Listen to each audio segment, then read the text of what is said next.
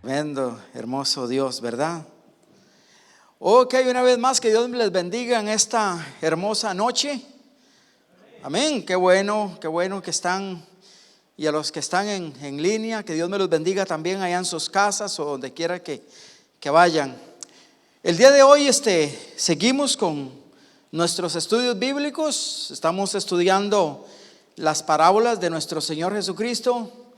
Han sido una serie de parábolas y de enseñanzas tan hermosas, ¿verdad? Que Dios nos ha permitido pues aprender. Y ya estamos finalizando este tema de lo que son las parábolas. Y bueno, estamos con las últimas tres y hoy me corresponde la última. Y la de hoy es con respecto al siervo inútil.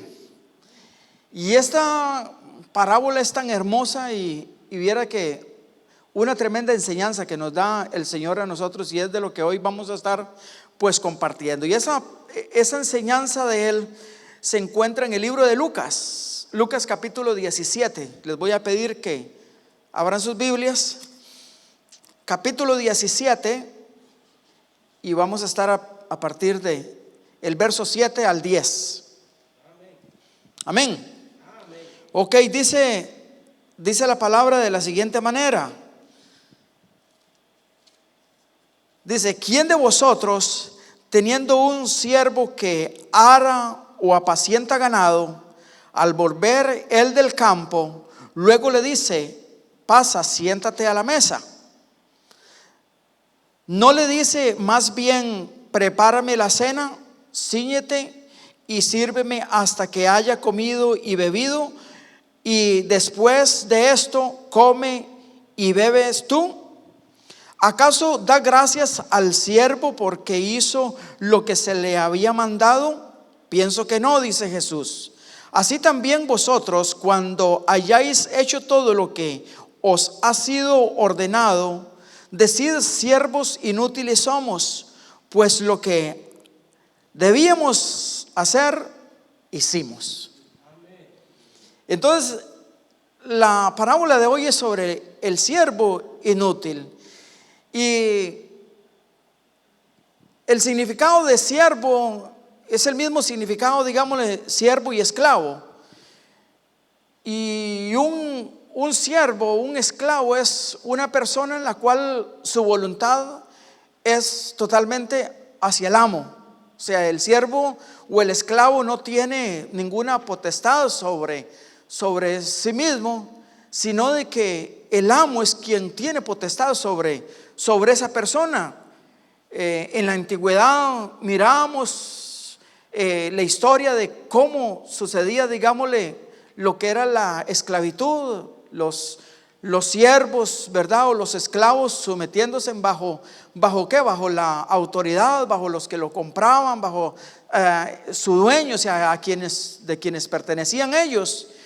Y no teniendo ni voz ni voto, o sea, es una persona en la cual es totalmente dada, ¿verdad?, a la servidumbre. Pero resulta de que el Señor aquí nos está dando esta enseñanza con respecto, digámosle, de que, y nos pregunta que qué siervo, digámosle, ¿quién de vosotros, teniendo un siervo, dice, que ara o apacienta ganado, al volver él del campo, luego le dice: pasa, siéntate a la mesa? Dice, no dice más bien: prepárame la cena, cíñete y sírveme hasta que haya comido y bebido, y después de esto come y bebes tú. Y yo quiero que vayamos al libro para que veamos esta enseñanza, lo que a nosotros nos está diciendo. Hay una obra literaria o algunos escritos literarios de algunos españoles, que la introducción comienza con respecto, digámosle, a ellos en sus escrituras, de prepotencia, de arrogancia. Y cuando nosotros somos esclavos de Dios, o cuando somos siervos del Señor, en nosotros no debe de haber ninguna prepotencia, ni debe ni haber ninguna exaltación nuestra hacia Dios, porque nosotros somos sus siervos. Desde el momento en que nosotros recibimos a Cristo como nuestro Señor, nos convertimos nosotros en esclavos de Él, en siervos de Él. Antes éramos siervos y esclavos ¿de quién? De Satanás. Él era el que gobernaba nuestras vidas. Él era el que a nosotros hacía con nosotros los que nos hacía como le daba la gana.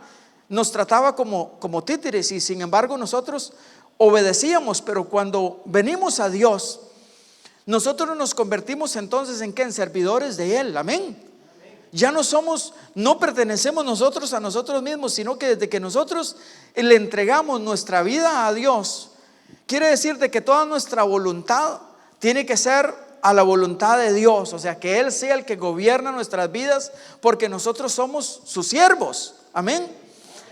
Ahora, hay algunos, cuando se les enseña, digámosle, lo que es siervo de Dios, entonces usan ese título muchas veces para gloriarse o para sentirse muy importantes. Ahí tal vez cuando le dicen a uno el siervo del Dios Altísimo, el siervo de Dios, esto hasta nos puede permitir, si nosotros le damos cabida al ego nuestro, a nosotros no solamente tal vez hasta levantar el pecho y decir: sí, yo soy siervo del Dios Altísimo, donde el significado de esta palabra lo que nos enseña a nosotros es de que nosotros somos servidores de Él.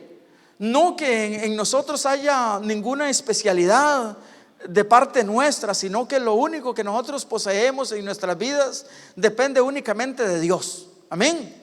Las habilidades, si eres muy buen maestro, si eres muy buen predicador, si eres muy buen músico, dígase el título o la habilidad que Dios te haya puesto, no hay nada en la cual nosotros debamos de gloriarnos, sino que todo le pertenece a Dios. Y entonces esa palabra de siervo muchas veces nosotros la malentendemos,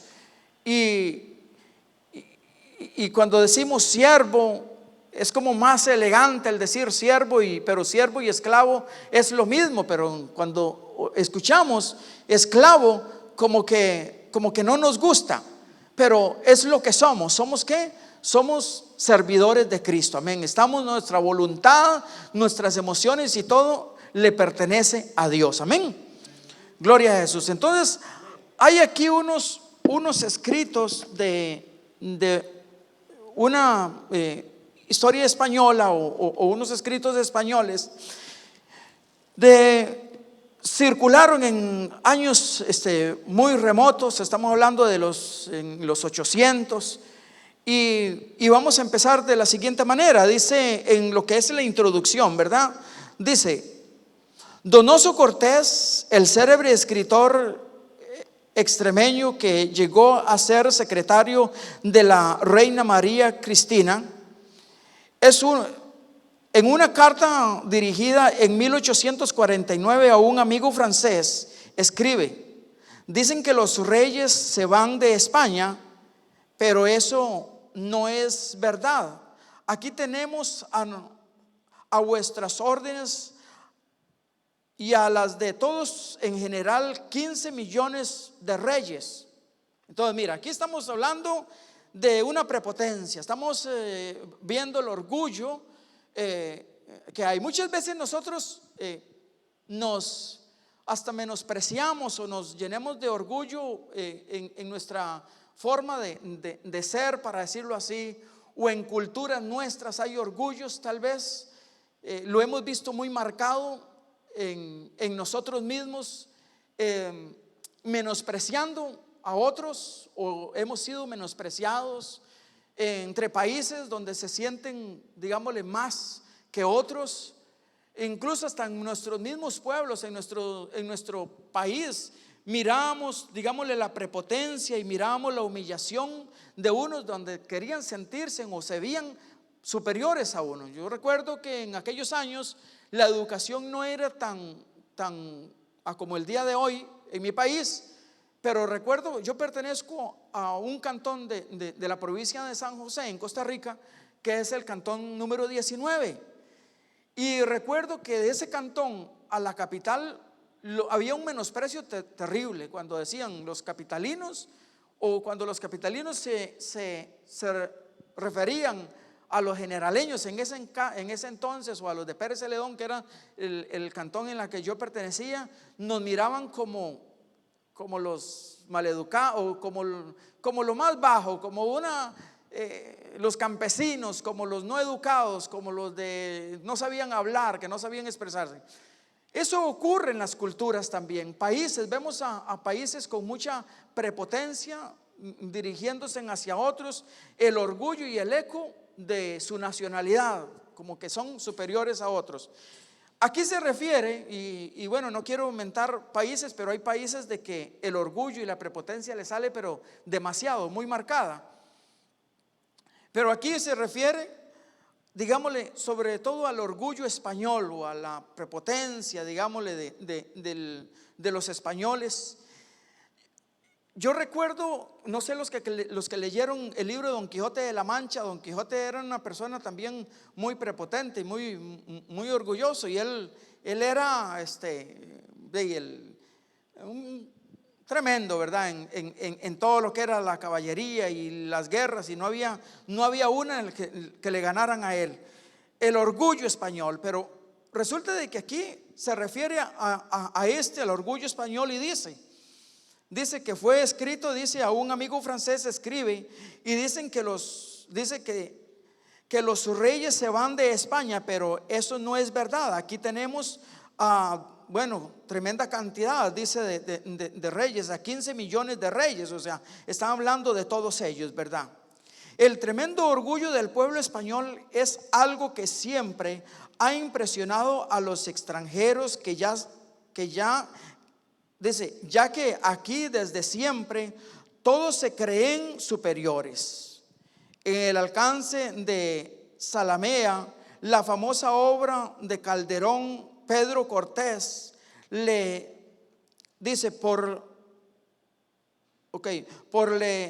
recuerda a su hijo aquello de: por la gracia de Dios, Juan, eres de linaje limpio más que el sol, pero villano. Entonces vemos aquí, dice que este hombre, por la gracia de Dios, dice: Juan, eres de linaje limpio más que el sol. O sea, aquí vemos a un hombre resaltando el orgullo, la prepotencia, ¿verdad? Dice, pero eres de sangre tan pura. Yo me imagino de que no es chaparrito, yo me imagino de que no es de piel oscura, sino que resalta el orgullo, ¿verdad? De la pureza de ellos. Y entonces dice, pero eres un villano. Usted sabe lo que es un villano. Un villano es el que enfrenta, ¿verdad? Al héroe. El villano es el malo, el malvado, el que siempre está enfrentando al héroe. Entonces dice, pero eres un villano. Ok, dice, es el llamado orgullo de raza, el exceso de estimación propia o de creerse mejor que los demás y con derecho a todo. Fernando Díaz Plaja, en el Español y los 7 pecados capitales, afirma, y esto es otra obra literaria escrita, que el español mira a Dios cara a cara como a un igual. Miren lo que es terrible esto. Eso es la dignidad, digámosle, del hombre, donde dice que mira a Dios como si fuera el igual. A Dios como si Él a nosotros nos debiera, más bien. Como que Dios y nosotros prácticamente, o sea, estamos en igualdad. Las promesas que se le hacen tienen siempre un cierto aire de toma y daca. Eso quiere decir toma y dame. En otras palabras, que si yo le hago un favor a Dios, para decirlo así, estoy usando esa palabra, ¿verdad? Que yo hago algo para Dios, según para mí es un favor lo que yo le estoy haciendo. y que Dios tiene la responsabilidad de devolverme a mí ese favor, o sea, bendecirme de otra manera. Y ese es el orgullo y la prepotencia de la manera, digámosle, que dice que ven a Dios cuando hay mucha prepotencia en una persona. Y viéndolo, sí, desde el punto de vista, yo he escuchado de personas de que creen de que Dios tiene el deber de bendecirlos, y que cuando uno hace algo, que Dios tiene el deber de bendecirlo a uno por lo que uno hace. Mira, Dios no tiene el deber de bendecir a nadie. Dios bendice a uno por únicamente gracia y misericordia. Amén. No porque nosotros seamos merecedores absolutamente de nada de lo que hagamos, porque de nosotros no sale absolutamente nada de valor. No sale nada de valor si no es únicamente la gracia y el favor de Dios actuando en la vida nuestra. Amén. Pero no por nuestra habilidad. O sea, todo lo que nosotros podemos hacer, de nosotros no hay nada que sirva. Lo que sale es puros errores, puras torpezas. Pero Dios a nosotros no es deudor de nosotros absolutamente nada. Más bien al contrario, nosotros somos deudores de Él, de lo que Él ha hecho por la vida de nosotros. Amén.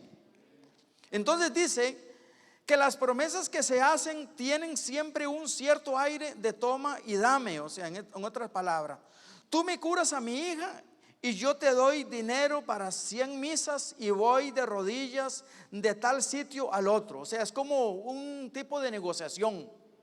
Como que yo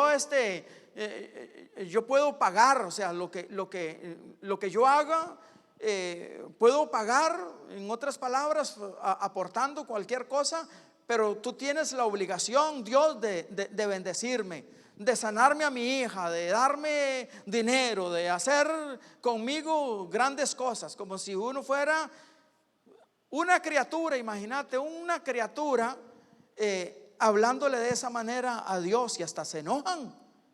Hay quienes se enojan contra Dios porque Dios no los bendice, ¿verdad? Y hasta se pelean con Dios. Que Dios nos guarde a nosotros de eso, ¿verdad? Don Juan Tenorio, vamos a seguir. Don Juan Tenorio Zorrilla le concede al cielo la oportunidad de cumplir con él. Dice: cuando don Juan decide dar un cambio a su vida, todo debe de estar dispuesto para escogerle y aceptarle. Pero ante la negativa de don Gonzalo a darle a su hija y el escepticismo de don Luis, don Juan los despacha a ambos, quedándose con la conciencia tranquila después de pronunciar la célebre frase. Y escuchen esta frase: llamé al cielo y me oyó, y pues sus puertas me cierra, y mis pasos en la tierra responde el cielo, no yo. Y esto es otra expresión o una frase de prepotente, ¿verdad? Hablando. Entonces esta es una obra, digámosle, religiosa, sobre todo es una obra literaria que se escribió religiosa sobre, ¿verdad? Y vemos aquí, entonces vamos a continuar. ¿Habráse visto mayor soberbia? Es como decir: Dios tiene la culpa de que yo actúe así. ¿Cuántos Juanes como el Tenorio y cuántas Juanas tienen todavía hoy creyendo que Dios es el responsable de sus males? Criaturas que se atreven a tratar a Dios como un igual. Es el colmo del orgullo y de la altivez, ¿verdad? Cuando nosotros nos comportamos de una manera y menospreciando prácticamente a Dios, ¿verdad? Mirándolo como un igual al hombre, mirándolo como que Dios tiene la responsabilidad de que si yo hago algo, que Dios tiene a mí que bendecirme, que Dios tiene a mí que prosperarme, o que Dios tiene que sanarme. No, Dios no tiene absolutamente que hacer nada por nosotros. Lo que hace, lo haces por puro amor y por pura misericordia, porque el esclavo no tiene derecho a pedirle nada al amo. Amén. Amén. Entonces eso es lo que somos. Somos siervos, somos esclavos del Señor y no tenemos absolutamente ningún derecho. O sea, lo que Dios a nosotros le da, nosotros le podemos pedir, pero pedirle con qué, con humildad, ¿verdad? Pedirle con humillación. Y entonces Dios se mueve a través de qué, a través de la fe de nosotros. Cuando nosotros venimos a Él y le decimos: Señor, de mí, yo me postro delante de ti, te clamo y te pido. Esas oraciones Dios las escucha y lo vemos en la Biblia, Dios contestando ese tipo de oraciones cuando la gente se humilla, ¿verdad? Pero cuando la gente es prepotente. Y el mismo libro de Proverbios, en el capítulo 16, verso 18, dice que la soberbia precede al fracaso, la arrogancia anticipa la caída. Eso es tremendo, ¿verdad? Lo que el libro de Proverbios nos dice. En el libro de Salmos, en el capítulo 138, dice: porque Jehová es el excelso y atiende al humilde, mas al altivo mira ¿de qué? De lejos. Entonces, ¿cómo queremos que Dios a nosotros nos mire? ¿Que nos mire de lejos? ¿O que nos bendiga a través de qué? A través de la obediencia, a través de nosotros humillarnos ante Él, a través de qué? A través de decirle: Señor, yo soy tu siervo, soy tu esclavo y aquí estoy, me doy a ti, Señor. Y darle a Dios toda la gloria. Y mira lo que si Dios nos da, gloria a Dios. Y si le pedimos a Dios y doblamos rodillas y Dios te bendice, gloria a Dios. Y si le contesta la petición, bendito sea Él.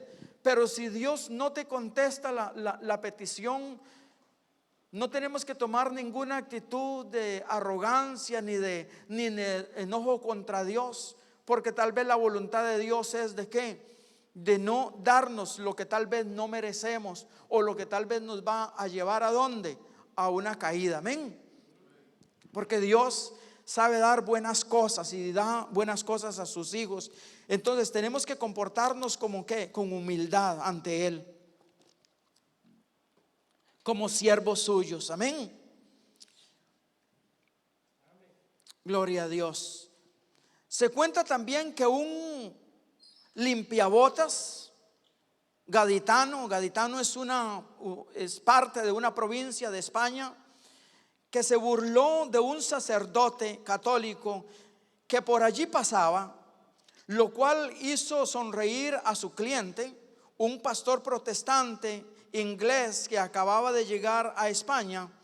El pastor aprovechó la oportunidad para explicarle la diferencia prácticas que existían entre el catolicismo y el protestantismo, el mayor respeto por la conciencia humana y la libertad, la política, la posibilidad de que los pastores pudiesen casarse, etcétera. Pero en plena perorata, eso es un discurso pasado sin sustancia, en otras palabras, fue interrumpido por el limpiabotas, quien le dijo: no se canse, mi señor, yo no creo en mi religión, que es la verdadera, y voy a creer en la de usted. Entonces mira, ¿y cuántos hemos escuchado esa frase? Mi religión verdadera, o mi religión es verdadera y la suya no, o sea, la de... Y déjame decirle de que verdaderamente Cristo, cuando Él venga por una iglesia humilde, viene por una iglesia escogida, no viene por una dominación con nombre, sino que Él viene ¿por quién? Viene por su iglesia, la iglesia que ha sido lavada con su sangre preciosa. Amén. Por Él es por la que viene. Entonces, ¿seremos nosotros verdaderos siervos de Dios, en la cual nuestra vida nos la damos a Él verdaderamente? ¿O será que nos llamamos siervos únicamente de nombre Porque el que, digámosle, que uno haya, o que mis abuelos o mis tatarabuelos hayan nacido en la religión tradicional, mis papás hayan nacido en la religión tradicional, eso no nos muestra a nosotros de que ellos tienen la verdad. El día de hoy nosotros tenemos el deber y tenemos la oportunidad de nosotros escoger verdaderamente el camino, ¿verdad? ¿Le servimos a Dios o le servimos al enemigo? Desde el momento en que nosotros vinimos a los pies de Cristo y nos volvimos entonces esclavos de Cristo, ¿verdad? Somos servidores de Cristo y somos con mayor ganancia, porque las recompensas de Cristo son mayores que las recompensas de Satanás, ¿verdad? En esclavitud de Satanás lo que nos lleva es ¿a dónde? A la muerte. Quiere verte destruido, quiere verte que sus finanzas fracasen, quiere verte derrotado. Te la puede dar muy bonita al principio, pero después cuando ya estás bien te pega el jalonazo, ¿verdad?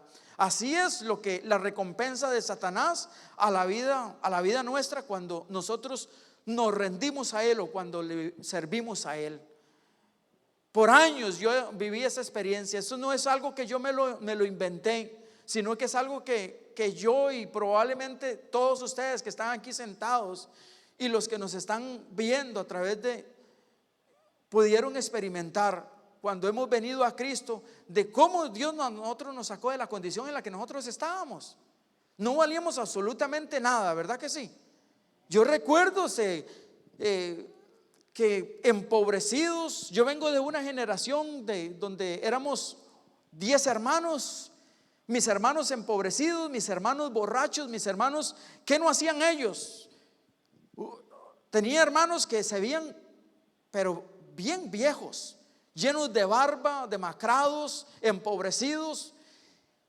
Pero cuando vinimos a los pies de Cristo, qué hermosura, las recompensas de Dios. Entonces vale la pena el nosotros ser esclavos de Cristo, ¿verdad? Vale la pena el nosotros servirle a Dios, porque las recompensas de Él son hermosas. Amén. Nos rejuvenece, nos alimenta, nos da vida, y las recompensas de Dios son buenas. Pero vemos aquí, vamos a seguir con este mismo, la historia aquí. Es una vez más la soberbia del fanatismo incrédulo y orgulloso. Sin embargo, lo cierto es que cuando el orgullo camina adelante, como afirma el libro de un proverbio francés, vergüenza y daño van detrás.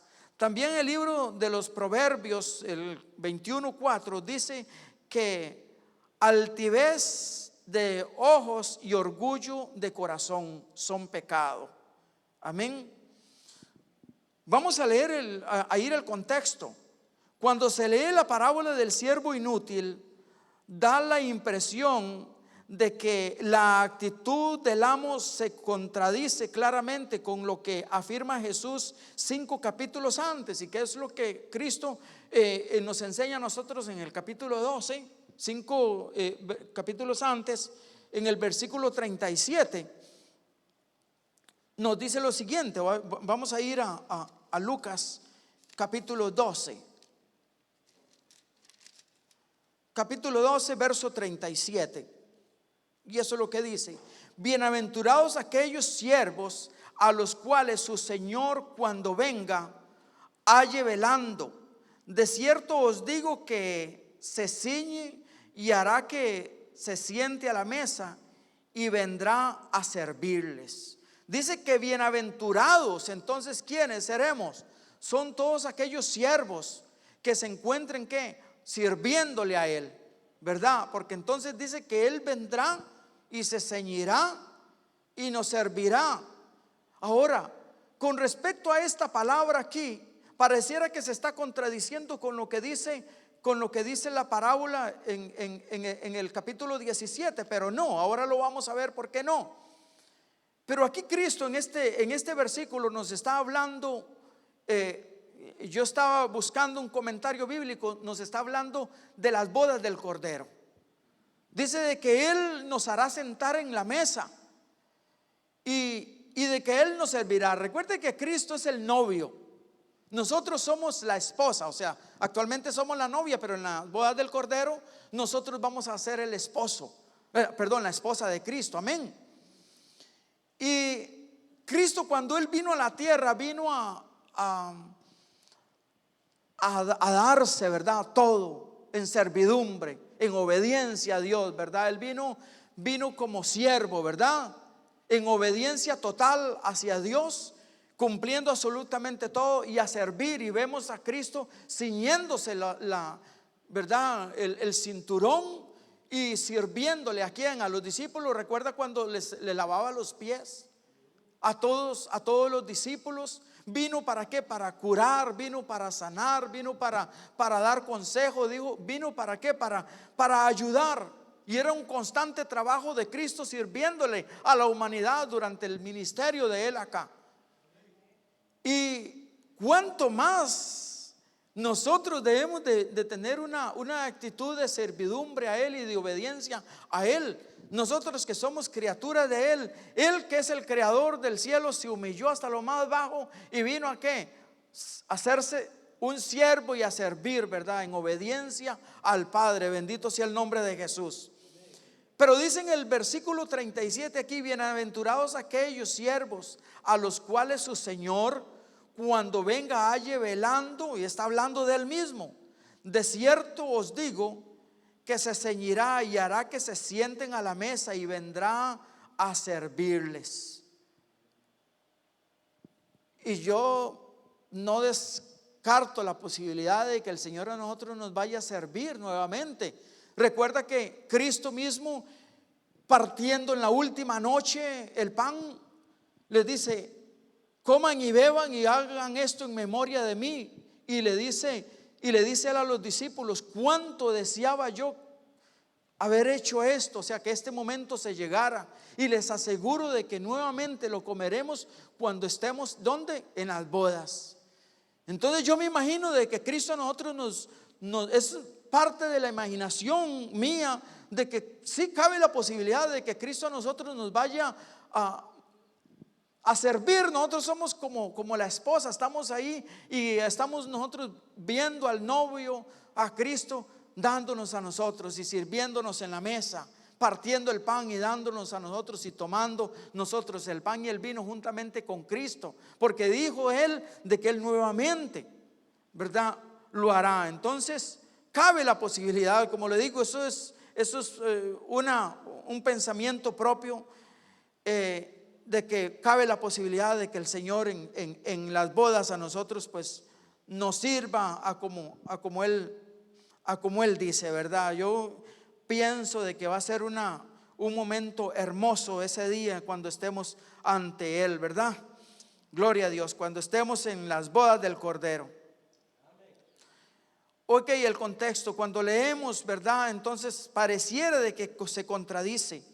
Dice: bienaventurados aquellos siervos a los cuales el Señor, cuando venga, halle velando. De cierto os digo que se ceñirá y hará que se siente a la mesa y vendrá a servirles. ¿Por qué los siervos que habían hecho todo lo que se les había ordenado habrían de ser llamados inútiles? ¿Qué quiso decir Jesús con esta parábola? La palabra inútil, o sea, estamos hablando de que Cristo le está diciendo, digámosle, en esta parábola aquí dice: ¿quiénes de vosotros, teniendo un siervo o que ara, dice, y apacienta ganado, vuelve a él del campo? Y luego entonces termina él esa parábola diciendo de que cuando esos serían siervos inútiles, dice: así también vosotros, cuando hayáis hecho todo lo que os ha sido ordenado, decid: siervos inútiles somos, pues lo que debimos hacer, eso hicimos. Y volviendo nuevamente con el orgullo y con la prepotencia, Pablo era una persona en la cual él escribe también y nos dice: si algo tengo de qué jactarme, soy yo. En otras palabras, si algo tengo de qué yo ser orgulloso, ser yo, porque tenía muchas habilidades Pablo, era ante la ley, era irreprensible. Pablo, pero sin embargo Pablo dijo de que él, todo lo que él era, todo eso lo tomó como ¿qué? Como pérdida. O sea, no tenía ningún valor todo lo que Pablo tenía, el conocimiento, las relaciones sociales que Pablo tenía, porque Pablo era famoso.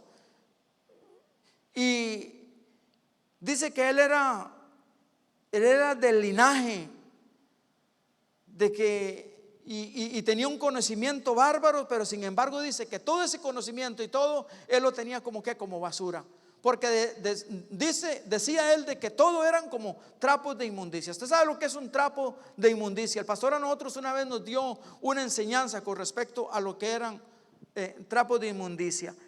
Y yo buscando información sobre lo que son trapos de inmundicia también, cuando una persona se cortaba, no existían las vendas, no existían las curas, sino de que habían unos trapos en los cuales se ponían en las heridas.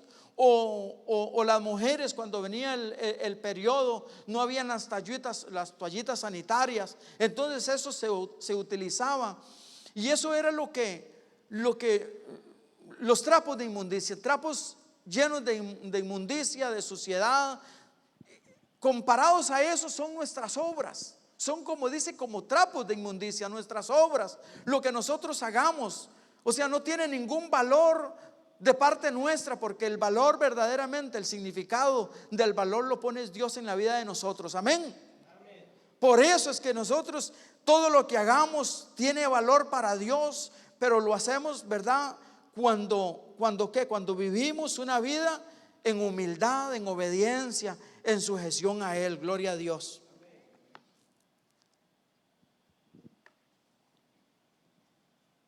Bendito Dios. La palabra inútil, que puede leerse en la versión de Reina Valera, en la Biblia, no aparece en la versión Sináptica de la misma. De ahí que tampoco se haya puesto en la interconferencional, por lo que esta traducción sería: somos unos meros servidores, tan solo siervos. Eso es lo que Cristo a nosotros. No es que Cristo está diciendo en esa parábola de que todo lo que hagamos no sirve, que no tiene ningún valor. Al contrario, el valor de nuestras obras y todo lo que nosotros hagamos para Dios tiene gran valor. Tanto así que dice la palabra de Dios en el libro de Apocalipsis, en el capítulo 22, dice de que Él vendrá y que con Él el galardón lo traerá. ¿Para quién? Para con cada uno de nosotros, para premiarnos, dice, según las obras que nosotros hayamos hecho. Entonces quiere decir de que todo nuestro servicio, de que todo lo que nosotros hagamos para Dios tiene gran valor, ¿verdad? Pero ¿con qué actitud lo hacemos? O sea, tiene valor para Dios cuando nosotros tenemos una actitud correcta. Amén. Cuando nosotros verdaderamente somos siervos y no le damos oportunidad al ego nuestro, al sentirnos nosotros de que somos indispensables, al sentirme de que qué tremendo que yo canto, de que qué privilegio de la iglesia, o qué privilegio de Dios de tenerme a mí aquí. O sea, y hay personas así, y que Dios a nosotros nos guarde de nosotros caer en qué, en ese ego personal, ¿verdad? Que Dios nos guarde a nosotros de eso. Dios ojalá de que nosotros siempre vivamos una vida de obediencia, de humillación, de sumisión a Él, sabiendo de que Él es sobre nuestras vidas y que no hay nada que a nosotros nos pertenezca. Amén. Démosle un aplauso al Señor. Gloria a Dios.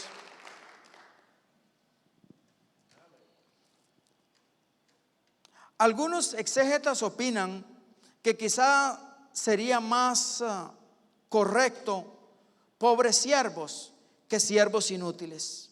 La palabra siervo, en otras palabras, es esclavo o sujeto a la voluntad de otro. Eso es lo que la palabra significa, ¿verdad? Ahora vamos a ver el significado. Dice Jesús, no dice que el cumplimiento del deber de las obligaciones no tengan valor, sino que todas nuestras buenas obras y no nos dan ningún derecho sobre Dios. O sea, él no dice de que no tiene ningún valor, pero no nos da ningún derecho a nosotros, ¿verdad? ¿Sobre qué? Sobre Dios. O sea, que lo que nosotros hagamos no significa de que Dios a nosotros nos tiene que dar, porque no es una negociación. Nosotros somos servidores de Dios y no Dios deudor de nosotros. Amén. Más bien al contrario, nosotros somos deudores de Él, que eso es lo que hemos venido diciendo, pero vamos a ver y continúa diciendo. Dice, las obras humanas, por buenas que sean, son insuficientes para justificarse ante Él.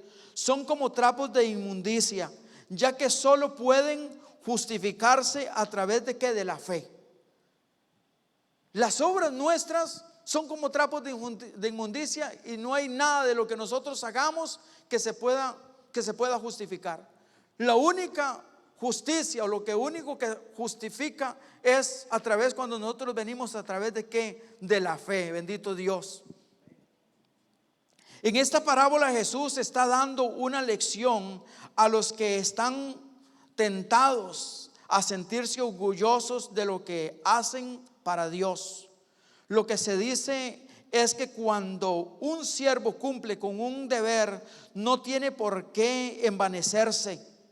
El cristiano debe renunciar a cualquier clase de autojustificación basada en la conducta o en las buenas obras, porque en definitiva la salvación no es un premio a nuestro mérito personal, sino que es únicamente a través de Él, ¿verdad? No es nada de lo que nosotros hagamos, no es ningún mérito nuestro, sino que toda la gloria es de Dios, porque Dios no comparte gloria con nadie. Amén. No nos la merecemos, ya que es la pura gracia. De ahí que la vanagloria humana, el engreimiento personal, la petulación arrogante o el orgullo y la soberbia en el creyente sean un auténtico sinsentido. Es lo que el apóstol Pablo dice a los romanos en el 3, 27 al 28. ¿Dónde pues está la jactancia? ¿Queda excluida? ¿Por cuál ley? ¿Por la de las obras? No, sino por la ley de la fe. El hombre es justificado por fe sin las obras de la ley. Y a los Efesios se escribe, no por obras para que nadie se gloríe. ¿Verdad? O sea, no hay nada, volvemos con lo mismo, no hay nada en la cual nosotros debamos gloriarnos, sino que toda la gloria se la tenemos que poner es a Él, ¿verdad? Cuando venimos, lo que hagamos, que lo hagamos nosotros de corazón, sabiendo que es para Él y sabiendo que sí, que hay recompensas de Dios, pero es puro amor de Él, es pura gracia y es puro favor. Sí hay recompensas, porque Dios recompensa, y aún lo vemos nosotros en la Biblia, cuando aparece una mujer que está dándole a Eliseo mantenimiento, le da cuarto para que él duerma, le da comida para que coma y lo hospeda durante mucho tiempo y mucho tiempo. Esa mujer le sirve a Eliseo y a quien acompaña a Eliseo, al criado. Sin embargo, Eliseo en él despierta, y es el Espíritu Santo el que lo guía a bendecir a esta mujer, y le dice ¿qué necesitas? ¿En qué te puedo bendecir? Y dice, no, yo soy una mujer de poder, soy una mujer que tengo todo. Yo, en otras palabras, no ocupo nada. Sin embargo, vemos a la recompensa de Dios, que quiere recompensar el favor y todo. Entonces, si vemos más adelante y sigue leyendo usted la historia, ve de cómo Eliseo le da una bendición porque la mujer no tenía hijos. Y bueno, ustedes leen la historia de una tremenda ejemplo de lo que es cuando alguien lo hace algo de corazón y lo hace para Dios, sabiendo de que aunque no esté esperando nada, pero Dios no se queda absolutamente con nada. Quiere decir de que todo lo que nosotros hagamos para Dios tiene mucho valor y Él no se queda con nada. Dios nos va a recompensar, aunque nosotros no se lo pidamos, pero las recompensas de Él vienen. Amén. Gloria a Dios. Pero cuando es algo en la cual miramos a Dios como un igual y que nos tiene que recompensar como lo que hacemos, por lo que hacemos, eso no sirve de nada. No tiene ningún valor ante Dios, porque Dios no comparte de la prepotencia de uno menos para con Él, ¿verdad? Gloria a Dios. Seguimos leyendo. Es lo que el apóstol Pablo dice, ok, donde pues, bueno, continúo el siguiente párrafo. Si en el mundo de las relaciones humanas un amo podría exigir a su criado que cumpliera con su obligación, ¿cuánto más podrá esperar Dios de sus discípulos que se han consagrado voluntariamente a Él? No es que el Señor no necesita del servicio del hombre o que no le vaya a recompensar por su dedicación. Lo que se dice es que el Señor, el ser humano, no le puede reclamar nada. Dios no nos debe absolutamente nada. Dios no está en deuda con el hombre, al contrario, más bien en nosotros con Dios. Amén. Y hay veces escuchamos muchas veces hasta eso como un eco de arrogancia nuestra, de decir yo ordeno, yo decreto o yo ordeno a los ángeles, ¿no? Cuando hemos escuchado, Dios nos guarde de eso, ¿verdad? Porque en nosotros no hay nada que nosotros no podamos ordenarle a ningún ángel que sirva o que nada. Yo decreto o yo mando o yo doy un no por respuesta de Dios. Hemos escuchado esas cosas, ¿verdad? Son terribles, que ojalá, bendito Dios, nos dé a nosotros la madurez para nosotros nunca caer en esos errores y siempre tener que una actitud humilde ante Dios. La aplicación personal. Vamos a ver cómo voy con el tiempo, bendito Dios. Aplicación personal. Hay que leer la parábola de Lucas pensando en el siervo más que en el amo, porque Jesucristo no se puede identificar con ese arrogante señorón de pueblo que trata con cierta crueldad a sus sirvientes. El Señor Jesús vino para ceñirse y ser útil para, dice, hasta la muerte. Su sacrificio redentor fue el mayor servicio a la humanidad. De ahí que es preferible simpatizar con el comportamiento del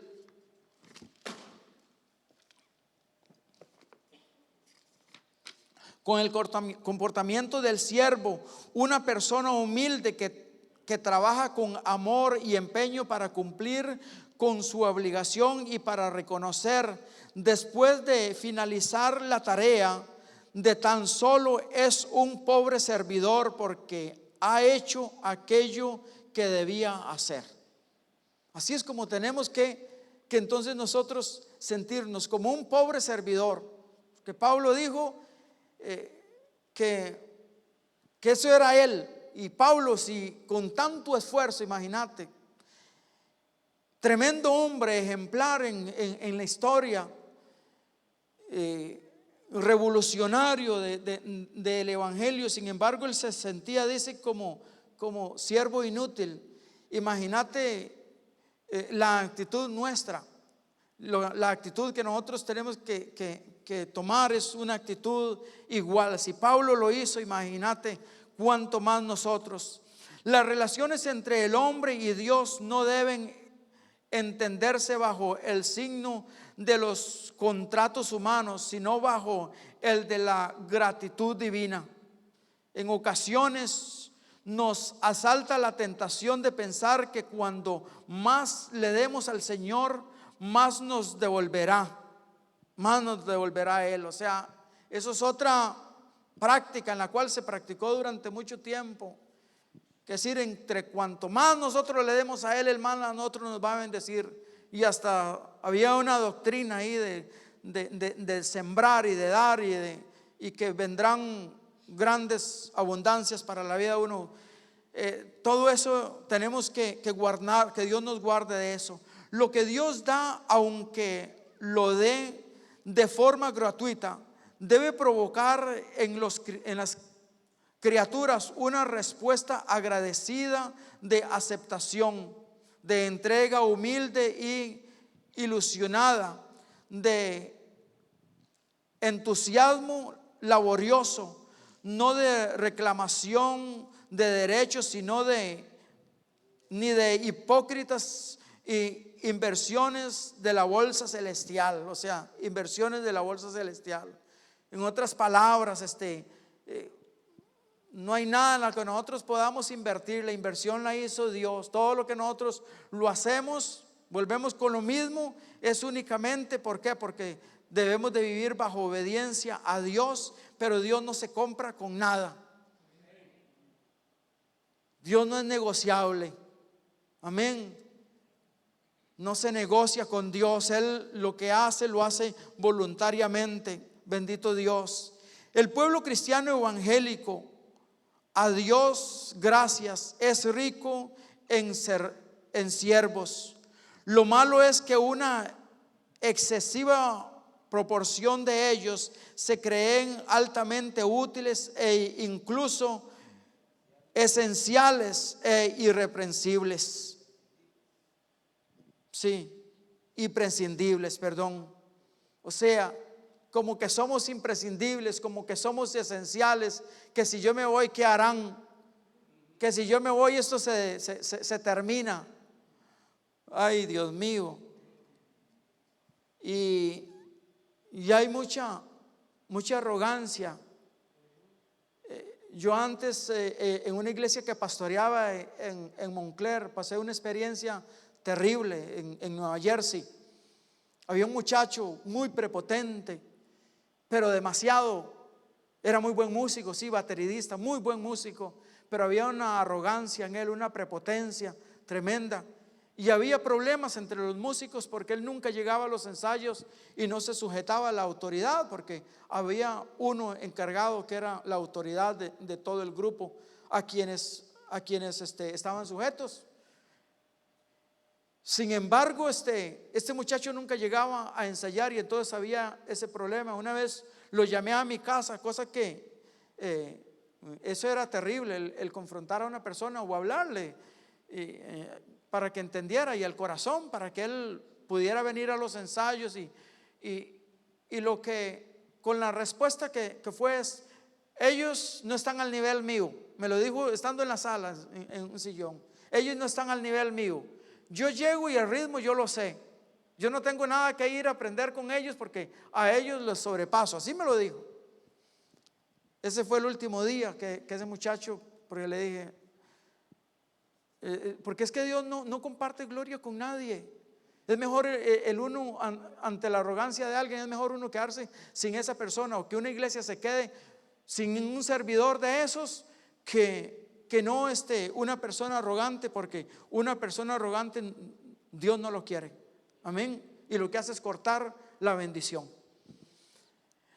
Y entonces tenemos que actuar con humildad.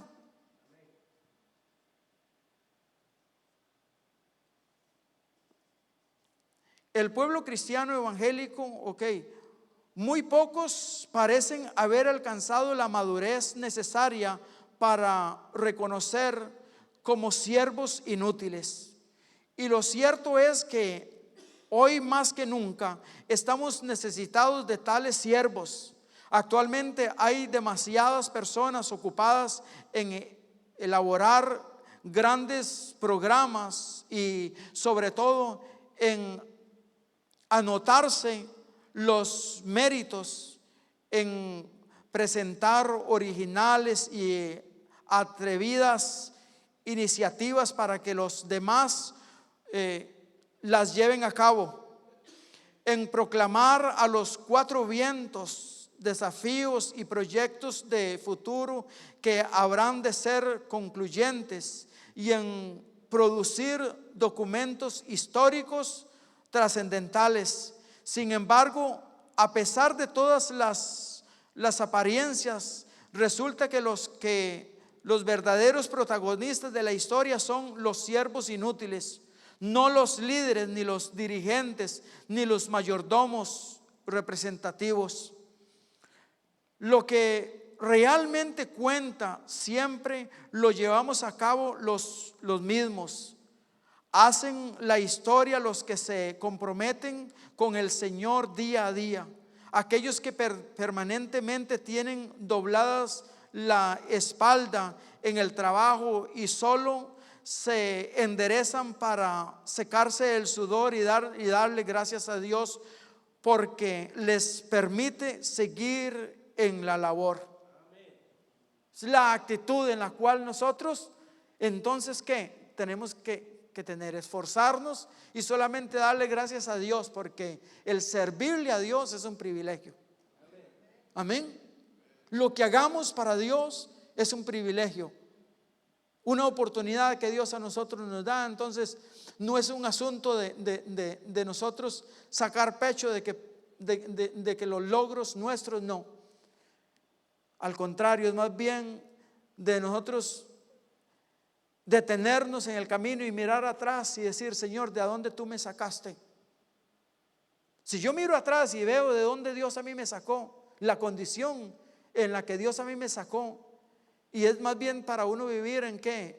En gratitud, porque Dios me sacó personalmente. Voy a ponerme yo de ejemplo. Dios a mí me sacó de la escoria. Dios a mí me sacó de una condición en la cual llevaba un camino de muerte. Yo el día de hoy, la verdad, no sé a dónde estuviera si no fuera por la gracia y por la misericordia de Dios. Entonces el servirle es un privilegio. Amén. Y es detenerse uno y de mirar de dónde Dios a nosotros nos sacó, y más bien motivo para decir: Señor, necesito trabajar más y hacer más las cosas con más excelencia y dar la milla extra y sujetarnos a Él, porque somos sus siervos, somos sus servidores. Amén. Gloria a Dios. Vamos a ver dónde iba. Lo que realmente cuenta siempre lo llevamos a cabo los mismos. Hacer la historia los que se comprometen con el Señor día a día, aquellos que permanentemente tienen, seguimos el siguiente párrafo. Los obreros del Señor no deberían nunca llevar a convertirse en pesados y móviles monumentos. Es algo de lo que debemos huir. Con demasiada frecuencia llegamos a creernos sumamente útiles, y es entonces cuando empieza a propagarse esa epidemia contagiosa que algunos han denominado como el complejo de monumentos. Necesitamos más humildad, mayor sencillez y una creciente aspiración al mejor de todos los títulos que puede poseer el discípulo de Cristo, el de siervo inútil. Amén. Qué tremenda enseñanza, ¿verdad? Amén. Ese es el título que dice que todos nosotros debemos de darnos. Resumen final: Si se lee esta parábola desde la mentalidad democrática actual de respeto a las personas humanas, es imposible comprenderla. Pero para poder degustar todo su significado, hay que trasladarse a las particulares relaciones amo y esclavo que existían en la antigüedad en la Próximo Oriente. Tales relaciones no se fundamentaban sobre el agradecimiento mutuo, sino sobre la sumisión a la autoridad del dueño. O sea, los esclavos no tenían ninguna voz ni ningún derecho. Tenían que sujetarse o someterse bajo ¿qué? Bajo la autoridad del dueño. Los cristianos apenas tenían derechos los criados apenas tenían derechos y desde el punto de vista social su insignificancia era total. Cuando Jesús pregunta, ¿acaso da gracias al siervo porque hizo lo que le habían mandado? Está convencido lo mismo de sus oyentes, de que la única posible respuesta es un profundo no, pues de otro modo la parábola perdería todo el significado. El relato se sitúa en el contexto de una época determinada. Sacarla de ella para transportarla al presente o por lo contrario, ir a su encuentro con nuestra sensibilidad social moderna sería cometer un grave anacronismo, que es algo en la cual que no tenía alcance. Esa palabra no la entendía y significa algo en la cual no tenía alcance. O sea, el maestro hace mediante esta parábola un elogio de la gratitud. Dios da a un modo absolutamente gratuito.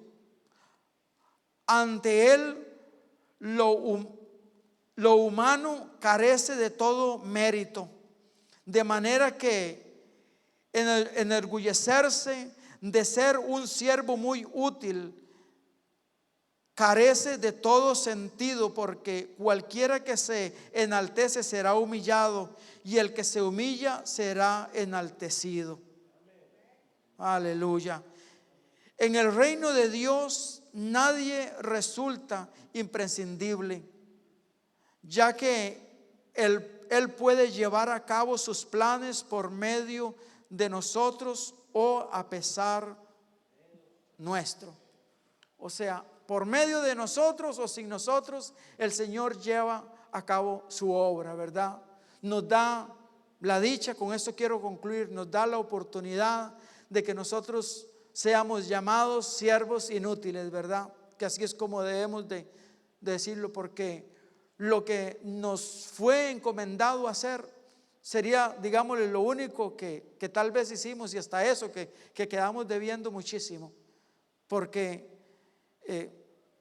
debemos de dar más de nosotros. Y entonces, pero sobre todo, de ver de que a Dios nosotros le debemos todo, de que la gratitud es hacia Dios y que no hay absolutamente nada en la cual nosotros merezcamos, sino que es toda la gloria de Él, porque de Él estamos nosotros bajo obediencia a Él, somos esclavos de Él y es una tremenda bendición el servirle a Él y no a Satanás. Amén. Que Dios les bendiga. Buenas noches.